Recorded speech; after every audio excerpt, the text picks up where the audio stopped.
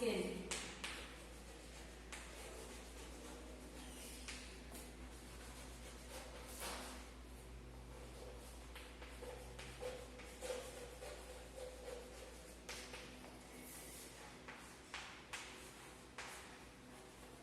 So this is the new chapter which we are going to discuss today. First chapter we have discussed is about bones.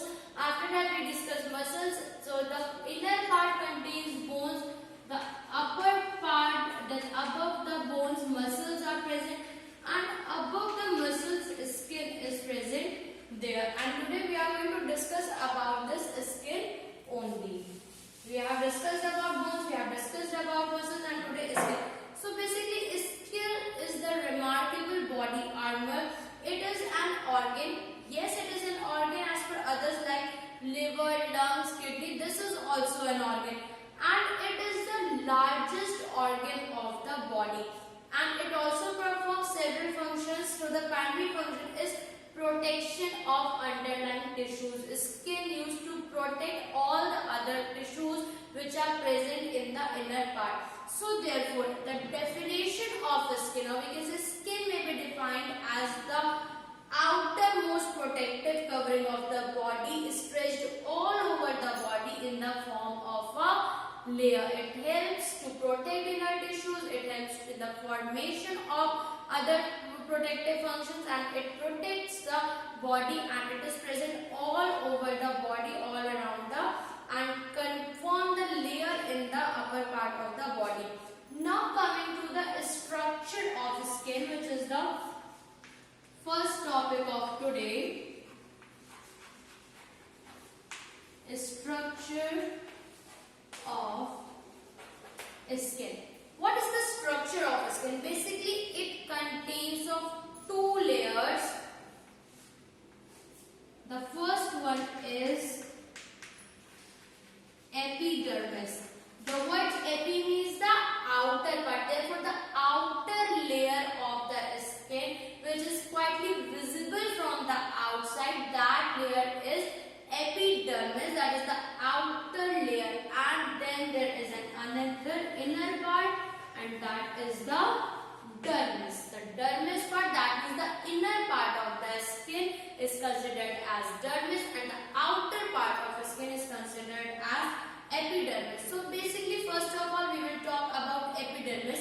So it is the thinner part of the skin. It is thin in nature, and it is considered of tissues which are stratified epithelium. Stratified epithelium are the tissues which formed epidermis of the skin, and these stratified epithelium piled up in layers one above the other. It can be thick or thin depending upon the different places, and the three regions are present in that. The first region is cornified layer. Cornified layer. The second region which is present is the granular layer. The granular layer is the second region of the epidermis, and the third one is Malpighian layer. So these three layers are present in the epidermis part of the skin. So basically, first talk about cornified layer. So it is the region are dead and made up of horny protein called keratin. The dead part, the horny part, which is called keratin, is considered as cornified layer. It forms a tough outer coat which prevents mechanical damage, and it does not allow the entry of germs into the body basically, and also reduces the loss of water by the process of evaporation.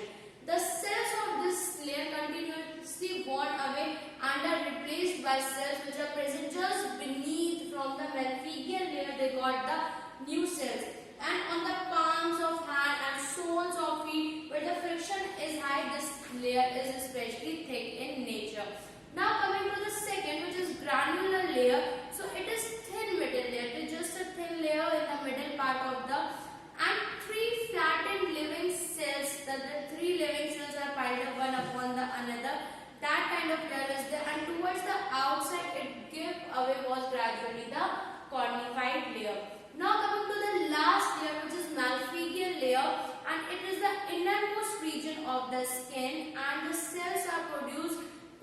towards the skin surface, and the contents of this cell are converted into tough keratin. The keratin thing is kind of formed by the Malpighian layer only. The dark brown pigment called melanin is also present there, which determines skin color in this region, and melanin acts as a skin against the ultraviolet rays. Basically, the color of the skin and the protection from the ultraviolet rays is done with the help of melanin, which is a kind of secretion.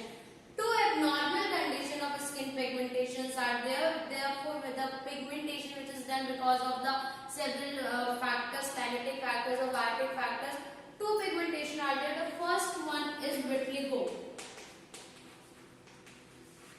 Vitiligo pigmentation is the, what is this? When it is lost of small or larger patches as different region of the body. When the patches are present there, that kind of pigmentation is lost from smaller larger particles, and then the pigmentation kind of thing is there. That is vitiligo. And second is albinism. Albinism is the complete loss of pigmentation due to genetic causes. You can see the person who is completely white because the pigmentation is lost from the body of that person. So basically, when patches are there, several white spots, which we can say that is vitiligo condition. And when the whole body turns into the loss of pigmentation, that is albinism of the body. So that is all about epidermis. Now considering about the dermis, so it is present below the epidermis and it is much thicker layer than the epidermis, and it consists of stratified, it consists of connective tissues because it has to be connected with bones. So therefore the connective tissues are present in this. The blood capillaries, lymph vessels, hair follicles, sweat glands, oil glands, nerve endings, all are the things present in this region only. The outer part of this dermis is folded into numerous small processes which is known as papillae, and the region contains blood capillary and nerve ending. The nerve ending are considered the sensation of touch and pain. Therefore, you can feel the touch, you can feel the pain in the dermis part of the skin only. And the layer next to dermis contains fat cell which helps in food reserve or for heat. Hides of animal which provide leather are actually the dermis region of the skin. The products which we use of leather, that leather came from the skin of the animals, that came from the dermis part of the skin.